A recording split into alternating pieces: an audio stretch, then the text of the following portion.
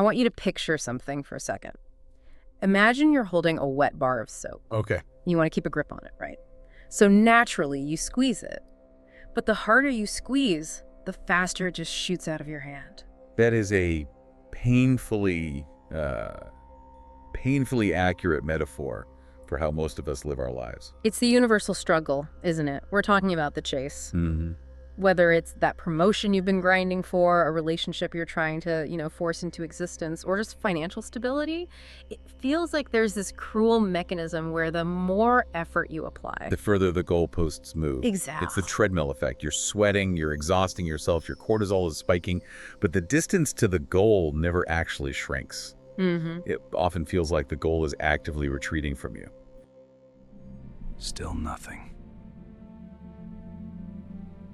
Gotta keep pushing. Right. And the frustration is that all our cultural programming tells us to hustle harder. If it's not working, you're just not trying hard enough. Of course. But today, we're doing a deep dive into a text that suggests that effort, or at least the type of effort we're used to, is actually the villain. We're looking at a fascinating piece on the psychology of attraction versus chasing. It's a compelling read because it completely flips the causality. It argues that we are all broadcasting a signal every single moment. A signal? Yeah. And for most people, especially high achievers who want things badly, that signal is actually sabotaging them. So our mission today is to decode that signal. We need to figure out why wanting something might be the very reason we aren't getting it, and how, according to the source, we can flip the switch from lack to being. And I'll be honest, when I first read this, my skepticism radar went off a little. It sounded a bit magical. That's a fair initial reaction. Yeah. It is. But as we unpack this, I think you'll see that while the source uses some metaphysical language, talking about the universe, the underlying mechanism maps perfectly onto behavioral psychology. And even neuroscience. And neuroscience, exactly. Okay, so let's get into the meat of it. The core premise here is about this internal signal. The source says that when we deeply desire something, we think we're broadcasting, I'm ambitious or I'm ready for love, but what are we actually broadcasting? I'm broadcasting, I don't have this. The signal of lack. Precisely. It's a subtext of the chase. If you are frantic, if you are anxious, if you're checking your phone every 5 minutes, the signal isn't I am popular. No. The signal is I am lonely. If you are working yourself to the bone out of fear, the signal isn't I'm wealthy, it's I am terrified of poverty. But let me play devil's advocate here immediately. Isn't lack a necessary motivator? I mean, if early humans didn't feel the lack of food hunger, they wouldn't have gone out to hunt. Right.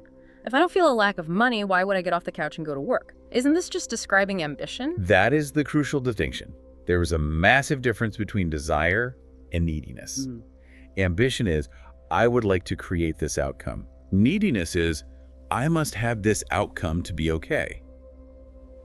The source argues that the universe, or, if you prefer your environment, it responds to your state.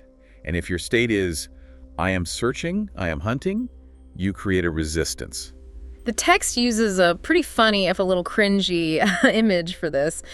It says it's like walking around with a giant stamp on your forehead. Yes, the forehead analogy.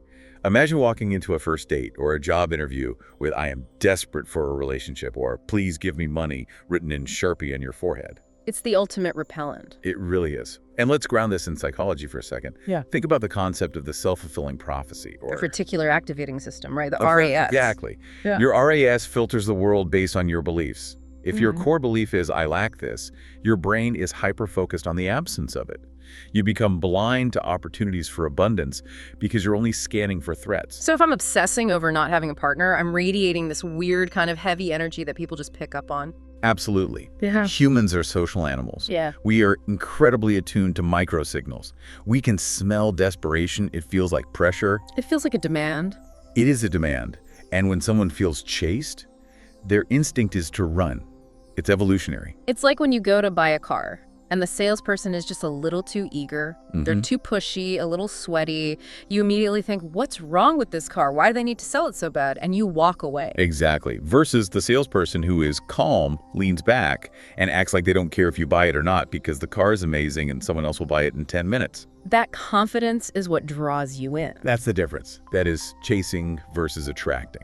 The source also mentions some specific symptoms of this chase mode that I think we should flag, because I think a lot of us are doing this without even realizing it. For sure. It mentions anxiety and haste, obviously, but the big one that stood out to me was comparing yourself to others. Comparison is the death of attraction. When you look at someone on Instagram and think, why do they have that career and I don't? You are reinforcing your own narrative of lack. You're just affirming I am the person without. Yes. And the source connects this to money in a really interesting way. It essentially says that urgency regarding money is a poverty state. Which seems like a paradox. It does, but it aligns with so much research on the scarcity mindset. When you are obsessed with what you lack, like money, your effective IQ actually drops. You make worse decisions. You take bad loans? You take bad loans. You miss long-term opportunities because you're focused on the immediate fire. So the source says, money is not there, I urgently need money, is a signal that repels wealth. And science backs that up. You can't see the path to wealth when you're blinded by the panic of poverty. Okay, so we've established the problem. Chasing creates resistance. It broadcasts I don't have, which psychologically and socially keeps the thing away from us. Right. But we can't just stop wanting things, can we? I mean, I can't just decide I don't want to pay my rent. No, and the source isn't saying you should become an ascetic monk who wants nothing. The goal is to shift from chasing, which is an action based on fear, to attracting. Which it defines as a state of being. The state of being. That sounds nice, but it's a bit abstract. What does that actually mean in practice? It comes down to what the source calls the order of operations. Yeah. This is the technical core of the whole idea. Okay. Most of us operate on the logic. Have, do, be. When I have the money, I will do the fun things, and then I will be happy. That sounds logical. I mean, that's how the world works. The source argues it's completely backwards. The magnet doesn't wait for the metal to arrive to become magnetic. It is magnetic, and therefore the metal arrives. So you have to flip the equation. It doesn't flip it to be, do, have. You must be the person who feels abundant and secure first. Okay, hold on. This is where I have to push back again. Go for it. This sounds a lot like fake it till you make it, or even worse, just lying to yourself. If I'm broke and I'm sitting there telling myself, I am wealthy, isn't that just delusion? How does that actually change my bank account? That is the skepticism everyone has, and it's a valid question. But think about it behaviorally. If you genuinely feel calm, confident, and abundant, even if the bank account is low, how do you walk into a job interview? I walk in with my head up. I negotiate better. I'm not desperate. Exactly. And because you're not desperate, you're more likely to get the job and the higher salary. The internal state dictates the external performance. So the delusion is actually a form of neural training. Yes. You are rehearsing the emotional state of success so that you can act from that baseline. So it's not that the universe magically drops a bag of cash on your lap because you thought happy thoughts. Not necessarily. It's that by changing your signal, you change your behavior, which changes how the world reacts to you. Precisely. Although the source does leave room for the mystical. That, serendipity happens when you get out of your own way. When you stop gripping the soap so hard, you stop creating the turbulence that pushes things away. The text uses that metaphor of the magnet person. A magnet doesn't run around the room chasing paper clips. No. It just sits there radiating a feel and things align to it. It's a passive power. And I don't mean passive in the sense of laziness, but passive in the sense of non-resistance. It's about flow. Okay, I'm sold on the theory. I get it. Being desperate is a bad strategy. But how do we actually do this? Because telling someone just stop worrying is the least effective advice in history. You're right. You can't think your way out of anxiety. You have to feel your way out. And the source provides a very specific step-by-step practice to bridge this gap. Lay it out for us. What's the drill? The setup is deceptively simple. It takes about 2 minutes. That's it. You sit comfortably, close your eyes, and the first step is purely physiological. Breathing. Take a deep breath in and a slow breath out. Why is the breathing part so important, though? Can't I just skip to the visualizing? No, you have to shift your nervous system first. You are likely in a sympathetic state, fight or flight, the chase mode. You need to activate the parasympathetic rest and digest. You can't attract anything when your body thinks it's being hunted by a tiger. Okay, so I'm breathing, I'm palming down. Then what? Then comes the visualization. But, and this is key, it's not a movie of what you hope will happen. You have to imagine it has already happened. It is done. And you focus entirely on the feeling that reality produces in your body. Give me an example. If I want a relationship, what am I feeling? You aren't just picturing some generic handsome stranger. You are trying to access the somatic feeling of love and harmony inside your chest right now. You want to feel the safety of being held, the joy of connection. You are conjuring the chemistry of love without the partner being present. And for money, because money feels harder to feel emotionally. The text advises against thinking about piles of cash. Instead, focus on abundance, freedom, and confidence. Freedom, yeah, that's the real currency. Exactly. The paper bills are just a symbol. What you want is the lack of constriction in your chest when you look at a bill. You want the feeling of walking into a restaurant and ordering without looking at the right side of the menu. That's the feeling. The practice is to generate that feeling of expansion and safety now.